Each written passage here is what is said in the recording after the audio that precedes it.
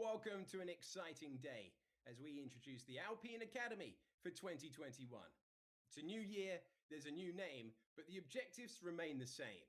In a few moments, we'll be hearing from each driver, as well as Alpine's key management, as we learn what is expected from some of the most exciting talent in all of motorsport.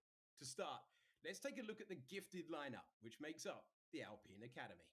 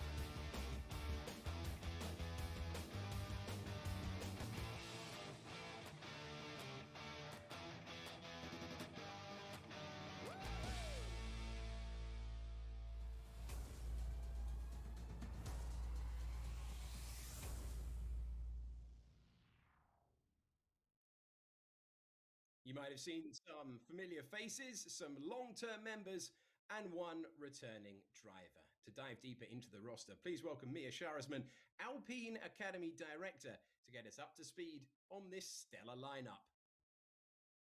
Mia, it's great to see you. Let's talk about the 2021 Alpine intake, starting with the drivers competing in F2, Guan Yu Zhou, Christian Lundgaard, and Oscar Piastri. All are expected to challenge for the title in F2. Should we start with Guan Yu Zhou? He is starting his third season in F2. He's a race winner and expected to be a title contender this year after a breakthrough season. What do we need to know about this exciting prospect? Hi, Alex. Thanks for the intro. Zhu is in his third year in the Formula 2 Championship together with Virtuosi Racing. We expect a more stable, consistent experience Zhu, and who definitely, obviously, he had a breakthrough in terms of a race win last year to add to his podiums. And I think the time is right, and the time is now for him to really attack the championship, and hopefully it will go his way for the season ahead. And how important was that breakthrough win? Because his potential is not up for debate at all. He's been fast since the moment he broke into F2. But until a driver has won in that category, there's always a bit of a question mark. So how important was that breakthrough win? Oh, it was a massive breakthrough for him. Having knock on the doors, and I mean having a great rookie season in the first year with the podiums he's got and the performance he put in, and in the second year was expecting more, but then again to just get to go beyond from podiums to win, which was a big confidence boost for him, and the self-belief that to carry forward to this year, to go to the next step, which is from podiums to wins to hopefully challenging for the title at the end of the year. Let's talk about Christian Lundgaard. He is a driver this academy has believed in from a very early age. Last season in Formula 2, real flashes of brilliance and speed on his way to 2 race wins.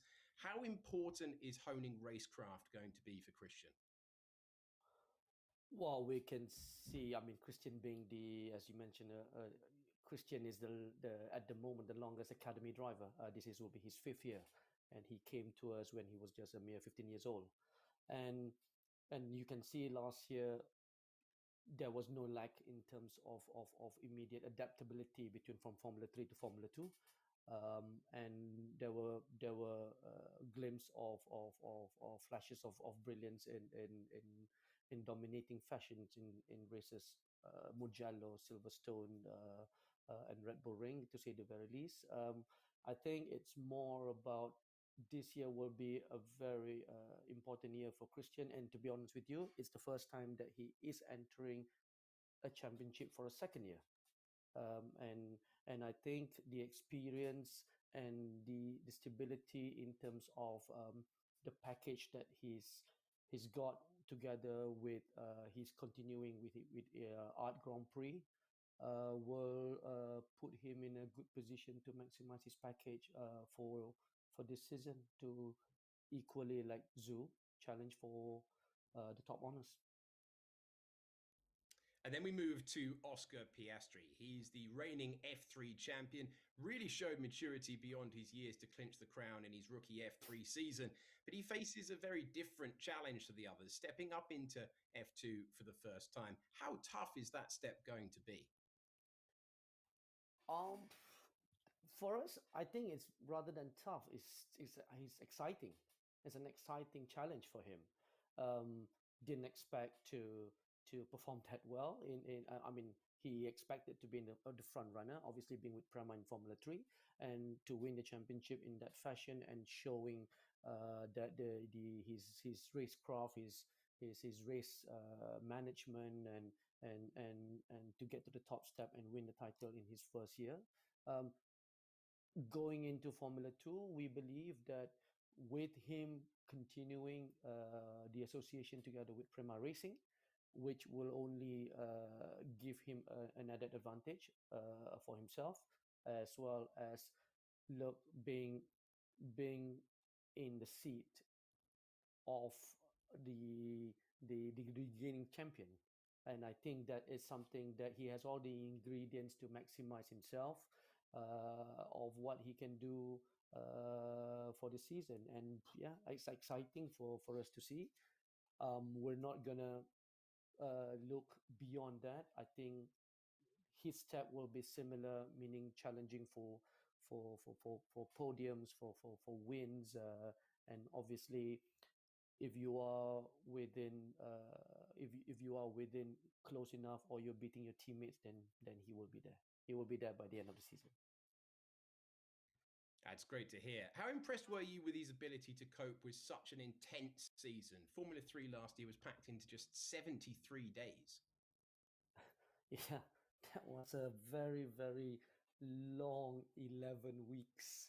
And I think it does place a very for him to be able to have lived on his own. I think drivers who are more independent and more sort of like mature, uh, who could adapt well to that scenario. So that's something that we always have to look at, especially for him to have his family away on the other side of the world, and for him to be on his own. And I think that level of maturity, that level of calmness and being the Aussie that he is, taking every bad situation into something positive and witty. And I think that's how I think he can keep his head and do weekend after weekend with whatever the challenges that's thrown at him. So I think that's what is the most impressive about him in his Formula 3 championship. Thanks, Mir. We'll hear again from you shortly. And we have given you the backstory for these very talented drivers. It's time to welcome them to this presentation. It's a very warm welcome to the Alpine Academy, the F2 class of 2021. Guan Yu Zhou, Christian Lundgaard, and Oscar Piastri. And here they are. Hi, guys. So Academy stablemates, but also on-track rivals this year. How are you feeling about the season? We'll start with you, Guan Yu Zhou. Hi, Alex. Yeah, obviously to be my third season in F2. I'm expecting myself to be definitely one of the title contender. And to be honest, last year was a tough season. Obviously, we had so much technical issues, and we end up the championship P6, which is not too bad comparison how much issues we had. So this year, hopefully, we can put everything together with the same team, same people I've been working the last 2 years. So we have a good relationship, and I think we're looking strong to be winning the title. As you say, it wasn't the easiest of campaigns, but Guan Yu, from your point of view, what do you take from last year? There were a lot of upsides as well as a few difficult moments.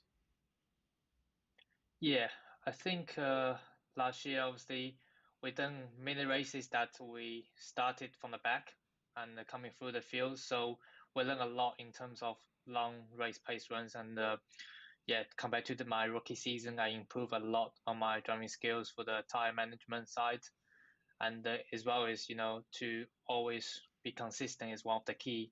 And we see that last year. And yeah, some drivers that they always finish top 5 or finish the races with no drama, end of the championship much higher than I was. So that's definitely one of the key in F2 championship, in such a high level championship. And everybody is so close, so a little single arrow can make a big payback at end of the season. And what will you need to take that final step forward towards the title in 2021? I think the main key is to be consistent, and every weekend, starting from free practice, to be always at the top, and to be learning as well together with my teammate to improve as a team, and yeah, to be always up there every race, and to be scoring the maximum point we can. And I'm sure there will be moments that will be fast, and there's moments we will be struggling. And the main key is that in the moment we are struggling a little bit, we always try to compromise or came out as much points as we could, and that will definitely helping for end of the year championship. And with it being your third season, how important is a good start to the campaign going to be? Yeah, that kind of hurts, that question, because obviously last season we had a tough one starting the season. So last season we had a problem while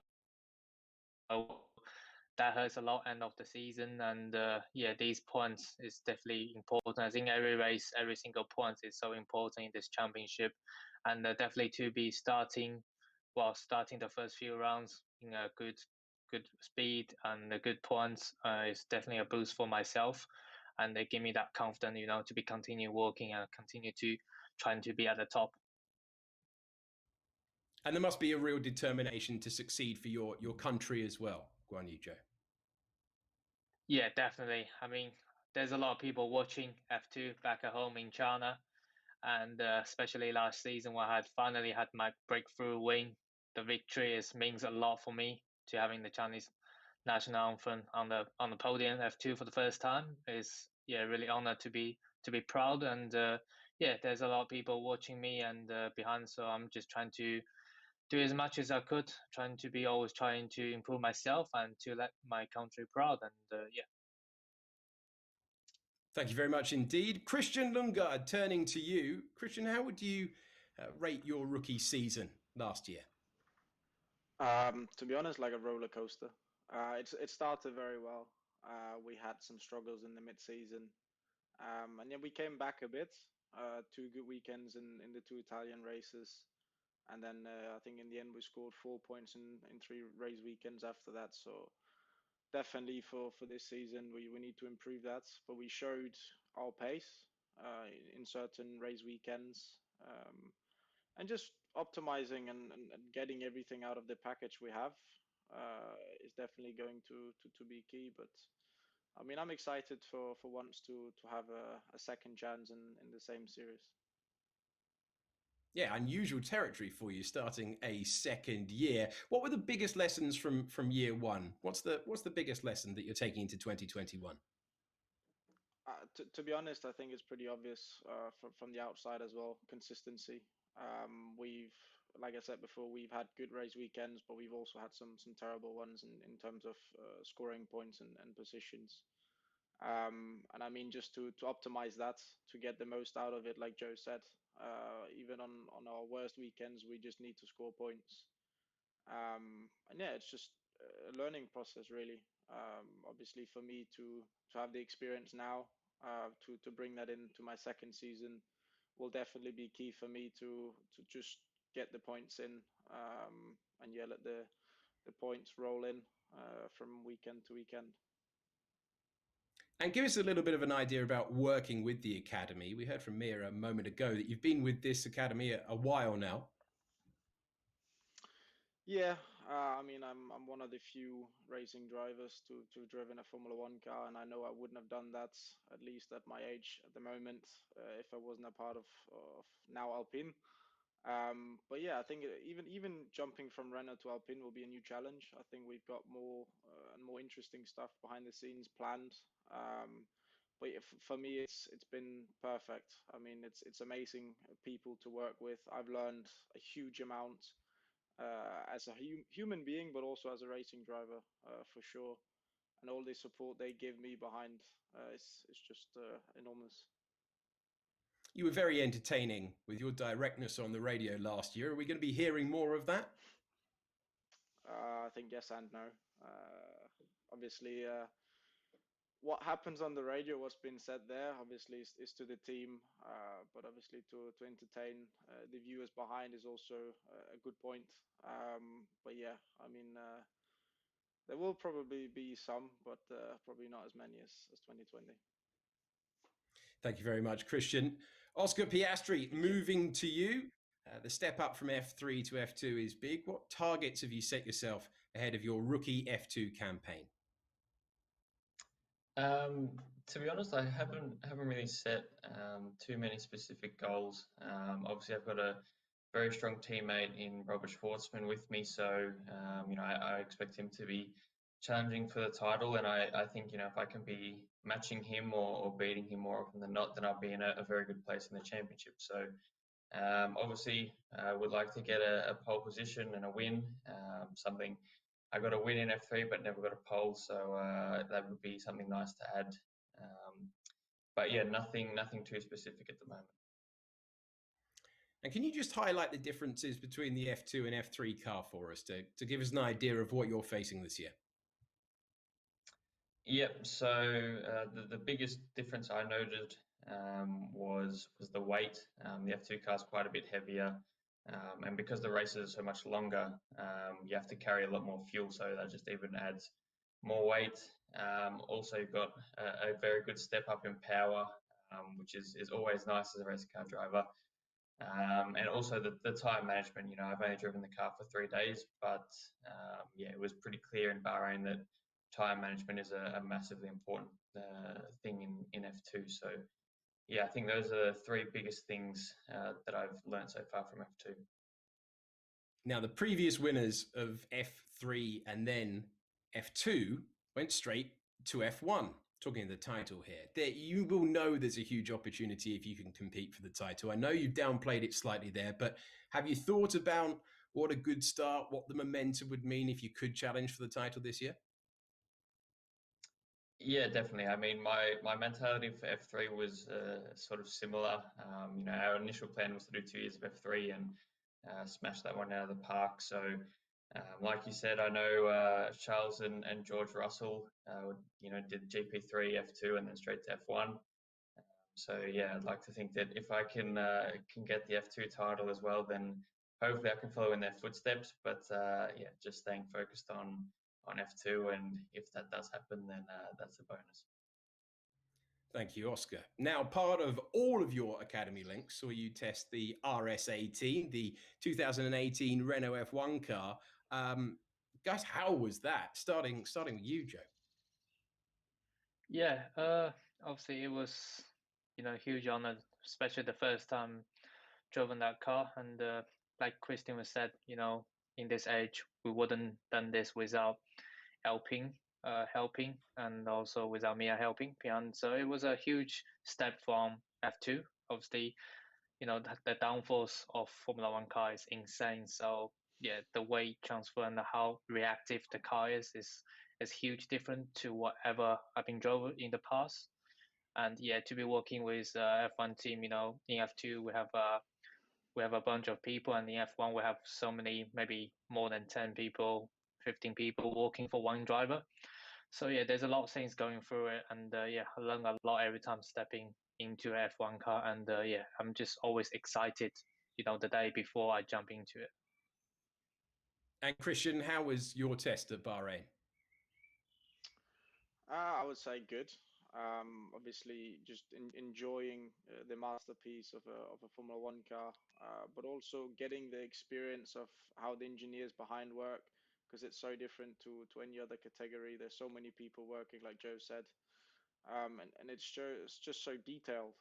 You really need to feel every small adjustment on the car. If you have the slightest understeer, they will be able to see that on the data, and you need to come in and tell them it was in this corner at that point.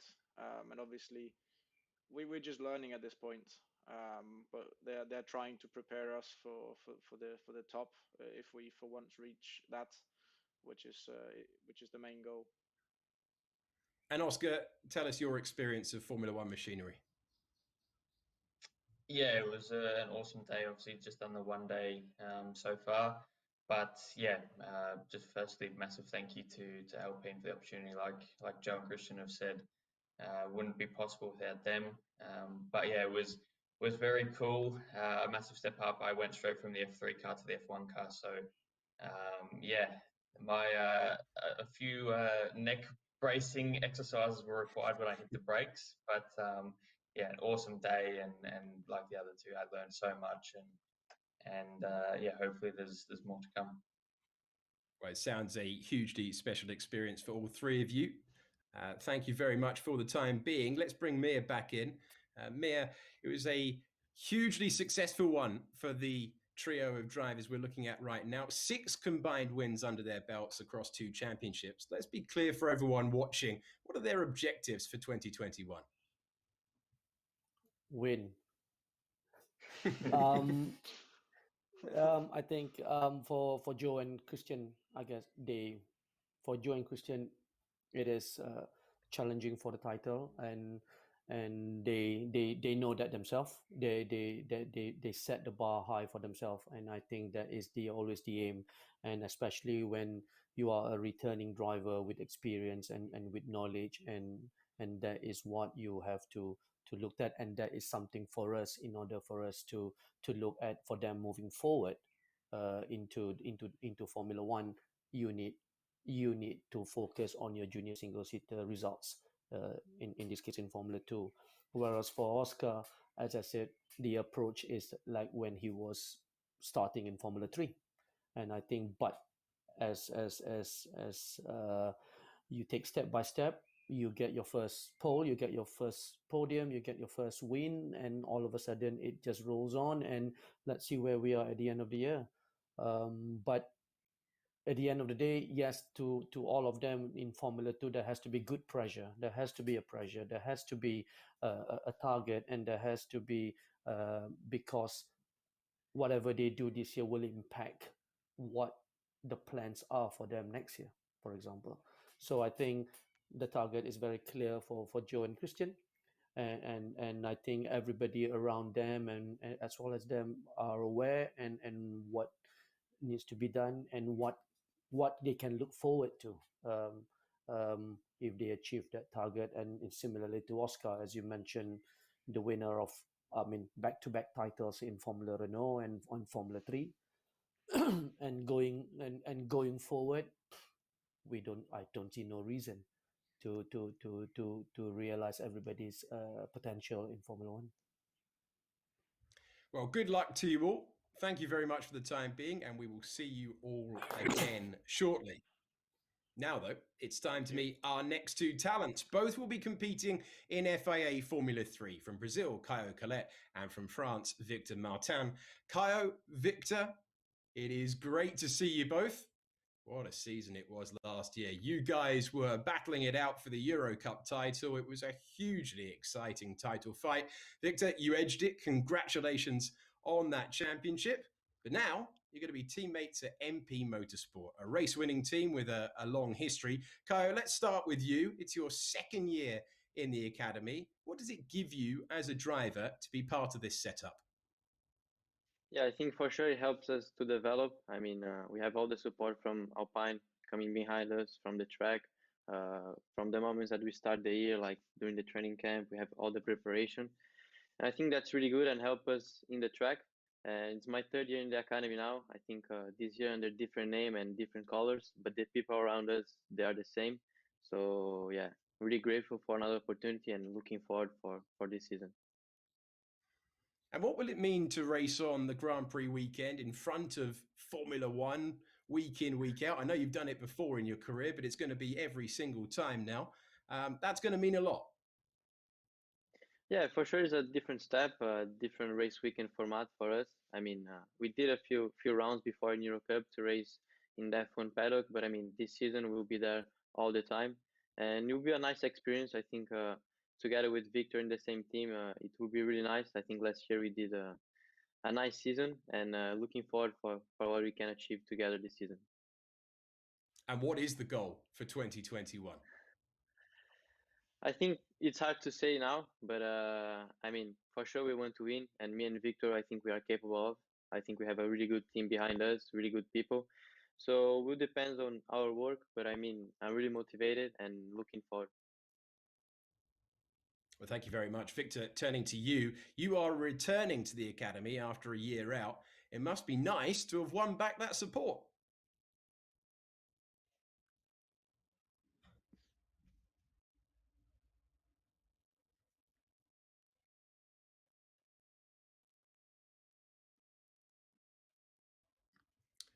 We're gonna pick that up with Victor in a second, because clearly, as we've always experienced in this new age, that we've got a few technical issues, but that's part of the course. So, Kaya, you had a really intense battle with Victor, and it was thrilling to watch from the outside.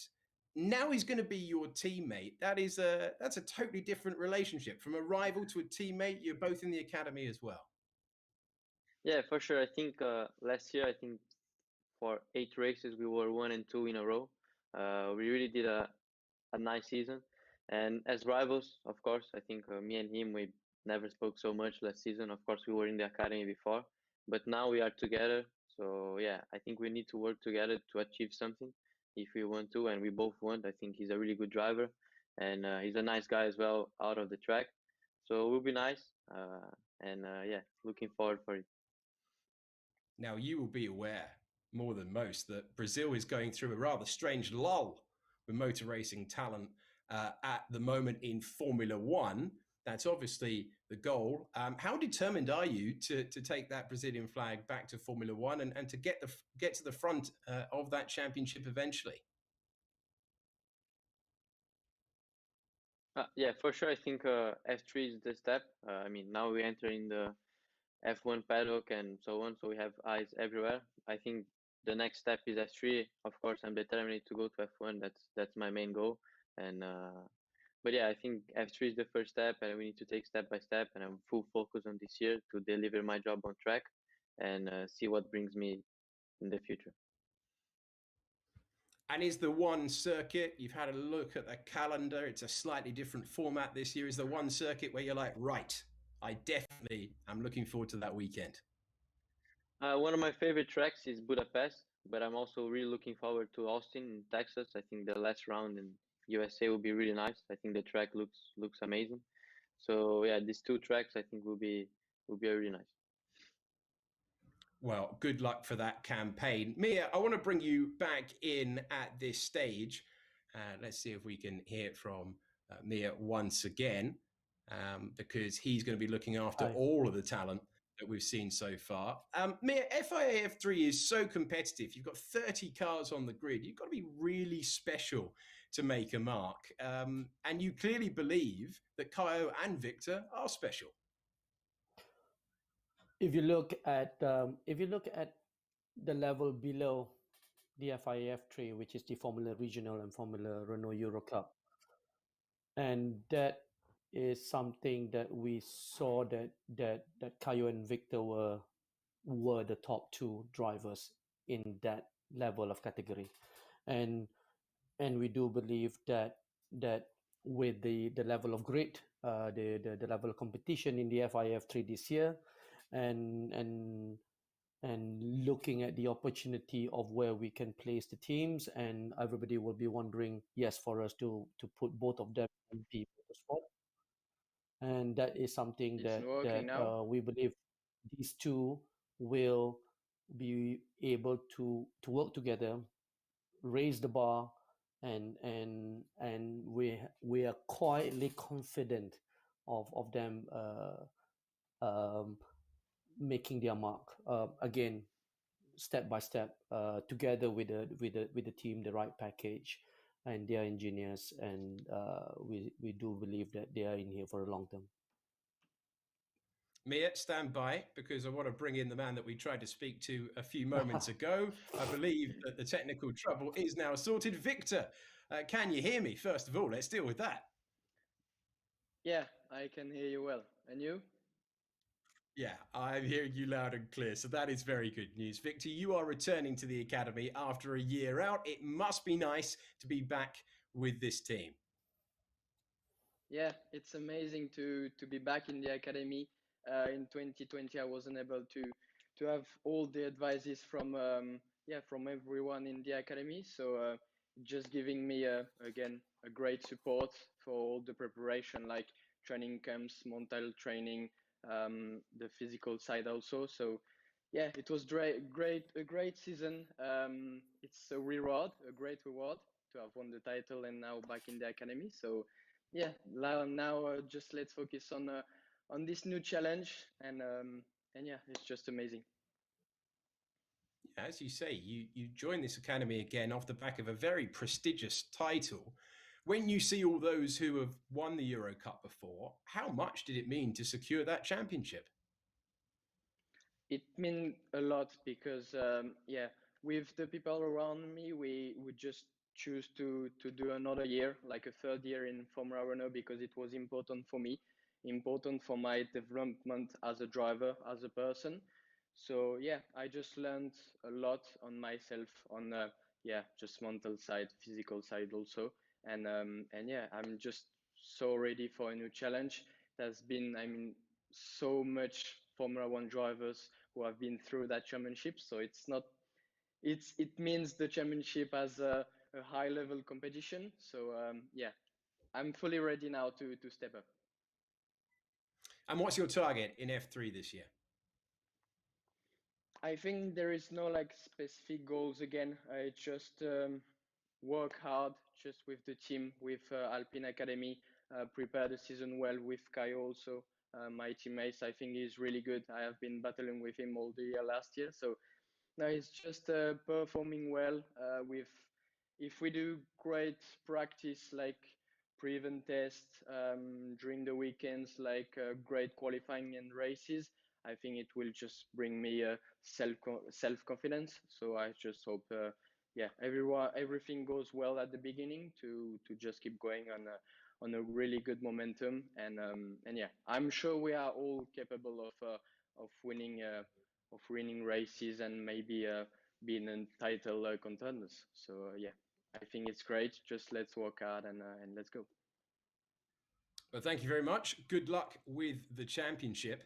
Now, we move on. We were hoping to be joined live by Alpine's new CEO, Laurent Rossi. But look, he's an extremely busy man, and unfortunately, he couldn't join us right now. The good news, though, is that I caught up with him yesterday to discuss the academy. Laurent, welcome. Congratulations on the new role. It is great to have you with us. Why is the Young Driver Program so important for Alpine? Hi, thanks very much for having me. Identifying and supporting young drivers is a key fundamental tenet of Alpine racing.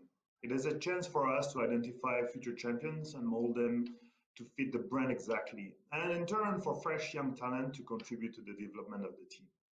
Alongside their significant racing advantages, the Academy remains an important part of Alpine's marketing strategy. It is an opportunity for local markets to benefit from homegrown talents and brand exposure through the varied marketing and press opportunities. I'm pleased to hear that so many media from the drivers' own markets are watching this, thanks to the outreach and involvement of the Group Renault subsidiaries. We are proud that the Academy will continue to be at the heart of motorsports activities, even with the restructure. And how excited are you at this lineup? Well, this year lineup is very strong. We have consistency and a good balance of strengths and personalities. Each driver is a proven championship or race winner. I'm very keen to watch the championships this year and follow their progress. The future of Alpine F1 team is in very safe hands with the drivers identified by Mia and supported by the very capable team at Enstone and Viry. This year, we don't see any Formula Alpine drivers in the Academy. Why is this? Indeed, last year was announced that Formula Renault Eurocup will combine with Italian Formula 3 and create Formula Regional European Championship by Alpine, which is certified by FIA. The placement of the championship in the junior categories is a difference in light of the merger. We will continue, however, to look at the series as a feeder to the Academy. We feel this is a more equitable way of encouraging drivers to demonstrate and fulfill the potential in the series. And how will Fernando and Esteban help the Academy drivers? Well, Fernando has nearly 20 years of F1 to his name, so his experience is invaluable to young developing drivers, from mental and physical training advice to how to get the best from the team. He is also very passionate about supporting the young driver talent through his own teams and initiatives, and he has taken the time to get to know the current Academy drivers. I'm sure it will be an inspiration to the squad. Esteban has also been a part of the Enstone junior team. Although we cannot take full credit for his rise to Formula One, it is still a testament to how an Academy program can support drivers through to F1 and keep them motivated and relevant. His advice will also be very welcome. Well, thank you, Laurent. We will let you get back to your very busy schedule and look forward to hearing more about Alpine Racing and Alpine F1 team in the coming weeks. Thank you very much, and we'll speak soon again. Great to talk to Laurent there. Mia, tell us about the working relationship you'll have with Laurent as you seek to get the most out of this talent. You know, it's all I can say is in the very brief moment that with Laurent that he has come on board and he has been in the executive committee for a long time, but since he has come on board, it's more than ever that he commits to the nurturing homegrown drivers for the Formula One team, and it's something that for us to bring forward, for us to drive the drivers, the group of drivers that we have now and possibly in the future, that the commitment and stability from Laurent himself to us, to the Academy. Well, thank you, Mia. Really appreciate your time today. It is a very exciting time for Alpine, and it's now time to bring all 5 Academy drivers back in.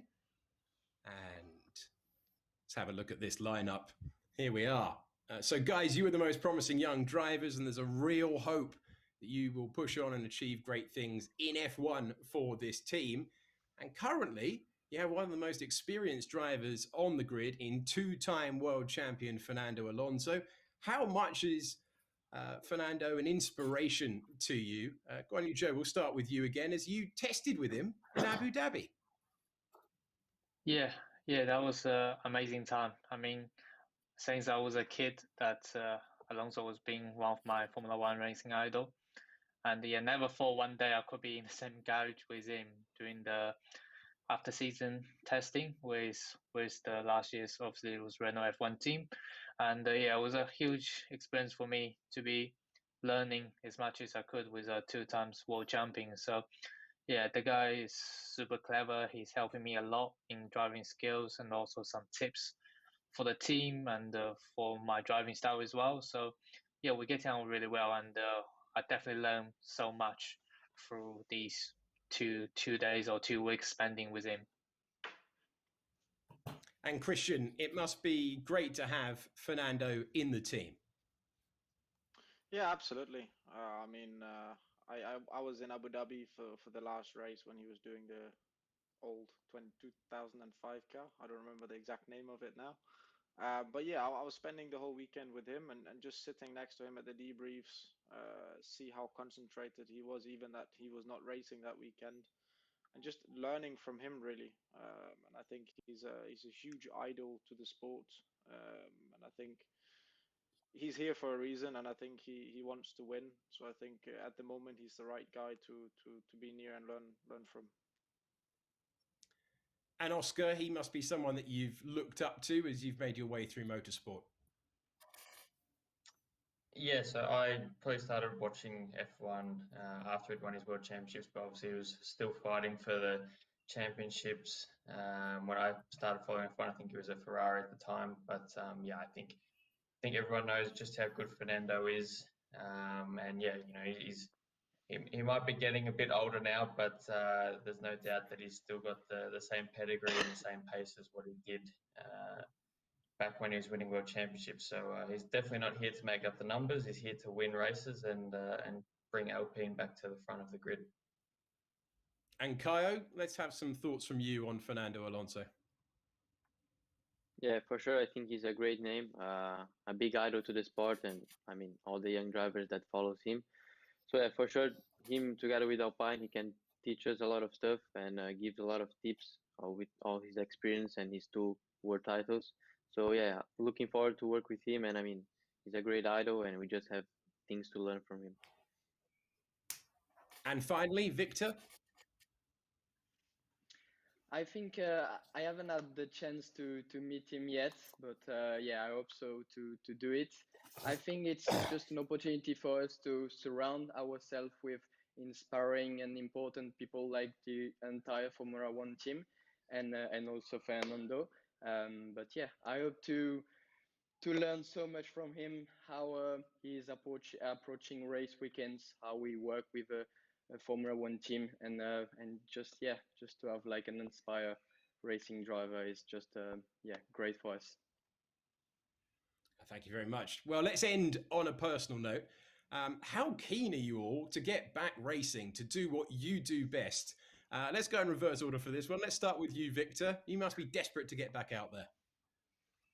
Yeah, exactly. We are currently in Tenerife to prepare the season on the with like the physical side. So I'm really excited to start the season.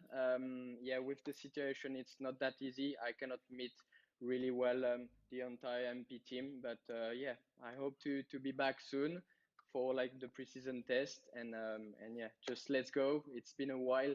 I didn't drive a car. I had the chance to drive the F3 car in Barcelona last year, but yeah, I just want to be back at it. And Kaio, I bet you're raring to get back out there and race once again. Yeah, for sure. I think all of us we are to start again a relationship with the team and new challenges. So yeah, I think our preseason tests, they are scheduled for the end of the month. So yeah, really looking forward to get back driving, and that's it. And Oscar, it must seem a while, because it is a while. Formula 3 finished in September. Yeah, exactly. It's been a long time since I actually raced the car. Obviously, I did the F2 test in December last year, but yeah, my last race was September. So definitely looking forward to getting the season started, and yeah, I can't wait to jump into F2. And Christian, you're all ready and rested to go, ready to attack again in your second year of F2? Absolutely. I mean, at the moment, it's been 2 months since I was in the car. Last year, I had to wait 6 months due to the quarantine I had here last year. But yeah, I mean, I've been through worse, so to get back is definitely going to be good, and I can't wait for the season to start. And finally, Guan Yu Zhou, has it felt like a long off season? Actually, yeah, it's been a long off season, but obviously this year or last year, 2020, it's been super intense, having triple headers, and yeah, I'm always like the others, super excited. I always want to be driving, or especially to back in my F2 seat, and it's been a pretty long off season, and been training hard to get myself prepared for another busy season ahead. So really looking forward to all the challenge ahead coming up. Well, guys, thank you for your time. It has been a great chat. Good luck for the season. And that concludes the Alpine Academy launch.